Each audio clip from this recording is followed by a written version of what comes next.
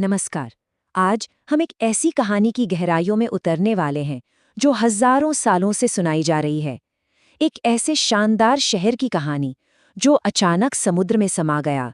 जी हाँ, हम बात कर रहे हैं द्वारका की। तो कहानी शुरू होती है एक भव्य शहर और उसके महान संस्थापक भगवान कृष्ण से। सोचिए, पौराणिक कथाओं में कहा गया है कि ये एक ऐसा शहर था जिसे समुद्र से जमीन लेकर बनाया गया था, और बनाने वाले थे खुद दिव्य वास्तुकार विश्वकर्मा। मतलब इसकी तो बुनियाद ही किसी चमत्कार से कम नहीं थी। और महाभारत में ही इस शहर के अंत का जिक्र कुछ इस तरह से मिलता है। एक पल में एक जीती जागती राजधानी, और अगले ही पल बस लहरों के नीचे दबी एक याद। तो सवाल ये है कि आखिर ये शहर था कैसा?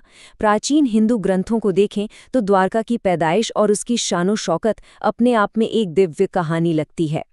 इसे अक्सर स्वर्ण नगरी या सोने का शहर भी कहा जाता था। कहानियों के मुताबिक भगवान कृष्ण ने समुद्र देव से जमीन मांगी और उन्हें 12 योजन, जो उस जमाने में दूरी नापने की एक इकाई थी, जमीन मिली। और इसी जमीन पर विश्वकर्मा ने एक ऐसा शहर बसाया जो सिर्फ खूबसूरत नहीं था, बल्कि एक मजबूत किला और एक बहुत ही व्यस्त बंदरगाह भी था। लेकिन सदियों तक कई विद्वानों के लिए द्वारका की ये कहानी सिर्फ एक कहानी ही थी, एक शानदार कल्पना जिसका कोई ठोस भौतिक सबूत मौजूद नहीं था। और यही वो सवाल था जिसने इतिहासकारों और पुरातत्वविदों को सदियों तक परेशान किए रखा। क्या द्वारका सच में कभी मौजूद थी, या ये सिर्फ कल्पना की एक बहुत ही खूबसूरत उड़ान थी? यहाँ पर हमें दो बिल्कुल अलग अलग नजरिए देखने को मिलते हैं। एक तरफ महाकाव्यों में साफ साफ लिखा है कि समुद्र ने इस शहर को निगल लिया, तो दूसरी तरफ अकादमिक जगत का मानना था कि ये तो बस एक कहानी है, महान मिथकों का एक हिस्सा। लेकिन फिर इस कहानी में एक बिल्कुल नया मोड़ आया।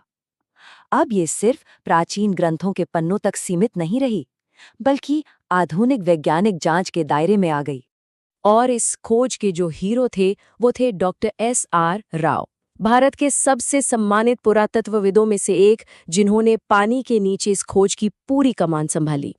साल था 1983, जब भारत के राष्ट्रीय समुद्र विज्ञान संस्थान की एक टीम ने एक बहुत ही साहसी मिशन शुरू किया। ये उस वक्त की पारंपरिक सोच को एक सीधी चुनौती थी। क्या वो उस शहर को खोज सकते थे जिसे ज्यादातर लोग सिर्फ एक मिथक मानते थे? और अब आते हैं कहानी के सबसे रोमांचक हिस्से पर। आखिर समुद्र की गहराइयों में गोताखोरों को मिला क्या? क्या सबूत हाथ लगे? जरा याद कीजिए, पुराने ग्रंथों में द्वारका का जिक्र एक बहुत बड़े सुनियोजित मतलब वेल प्लान्ड और किलों से घिरे शहर के तौर पर किया गया था। ये एक ऐसा दावा था जिसे अब सच या झूठ साबित किया जा सकता था। इन ग्रंथों के आधार पर कलाकार कुछ इस तरह की कल्पना करते थे कि वो शहर कैसा दिखता होगा, एक मजबूत व्यवस्थित शहर। और फिर जो मिला वो सच में चौंकाने वाला था। गोताखोरों को पानी के नीचे ठीक वैसी ही पत्थर की विशाल दीवारें, बुर्ज और शहर में आने जाने के रास्ते मिले जैसा ग्रंथों में बताया गया था। मतलब शहर का पूरा लेआउट प्राचीन विवरणों से हूबहू मेल खा रहा था। और बात सिर्फ पत्थर के ढांचों की नहीं थी। जब वहां मिले मिट्टी के बर्तनों की जांच की गई, एक साइंटिफिक तरीका है थर्मोल्यूमिनेसेंस टेस्टिंग, उससे पता चला कि वो बर्तन करीब करीब 3,500 साल पुराने थे। 3,500 साल! ये वही दौर है जिसके आसपास महाभारत की घटनाएं हुई थीं।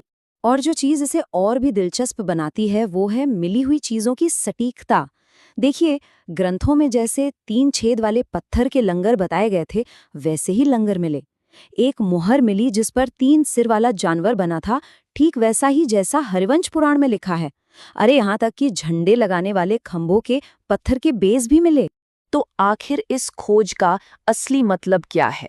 ये सिर्फ एक पुराना शहर ढूंढ लेना नहीं है, बल्कि इसका महत्व इससे कई ज्यादा है।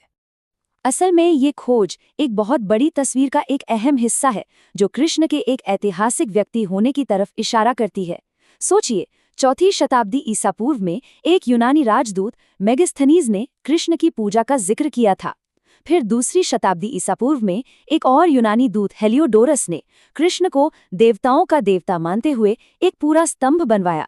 और अब पानी के नीचे मिली ये द्वारका इस कहानी को और भी पीछे, लगभग 1500 ईसा पूर्व तक ले जाती है।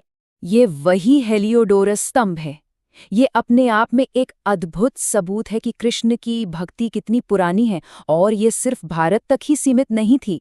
पानी के नीचे द्वारका की खोज से बहुत पहले ये स्तंभ एक ठोस ऐतिहासिक सबूत के तौर पर खड़ा था। जैसा कि खुद डॉक्टर एस.आर. राव ने कहा था, इस खोज ने भारतीय सभ्यता के सफर को साबित कर दिया है। ये वैदिक युग को आज के दौर से जोड़ती है, उस गैप को भरती है जिसे पहले सिर्फ मिथक मान के छोड़ दिया जाता था। तो द्वारका की कहानी एक शानदार कहानी से एक ठोस, पानी में डूबी सच्चाई तक का सफर है। और ये सफर हमें ये सोचने पर मजबूर करता है कि हम अपने अतीत के बारे में शायद कितना कम जानते हैं। और ये हमें एक बहुत ही दिलचस्प सवाल पर लाकर छोड़ देता है। अगर द्वारिका सच हो सकती है, तो हमारी और कौन-कौन सी पौराणिक कहानियां और किंवदंतियां हैं जो समुद्र की गहराइयों में खोजे जाने का इंतजार कर रही